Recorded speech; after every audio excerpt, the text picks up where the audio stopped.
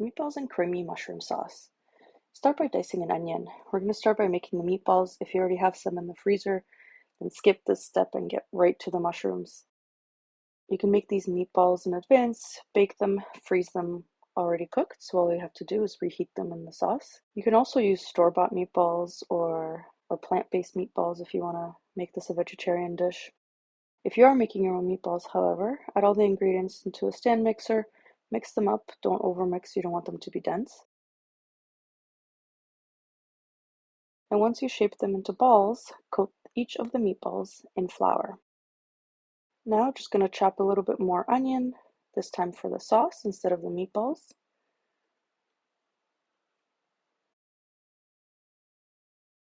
Chop some fresh parsley, wash your mushrooms, and slice them. You can make them as thin or as thick as you want. I like to make them relatively thin so that I have lots of mushrooms in every bite. This is totally based on personal preference. Now it's time to cook. Add some oil to a pan and heat it up. Add the meatballs and cook them for about 4 minutes on each side. You may need to do a double batch here like I did. Set the meatballs aside once they're cooked. Add the onions. Cook just until translucent and then add the mushrooms. Saute for a few minutes, stirring occasionally to make sure they're not burning. You want them to release their juices, not to get too brown.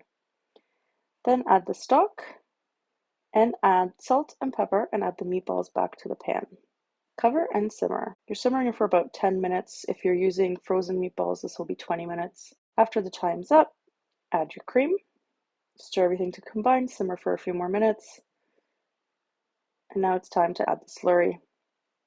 Flour, water, stir together to make sure there's no clumps, and whisk it into the sauce. Let that simmer for a couple minutes to thicken a little bit. Add your fresh parsley and serve with your favorite sides. And that's it. You're all set. Enjoy.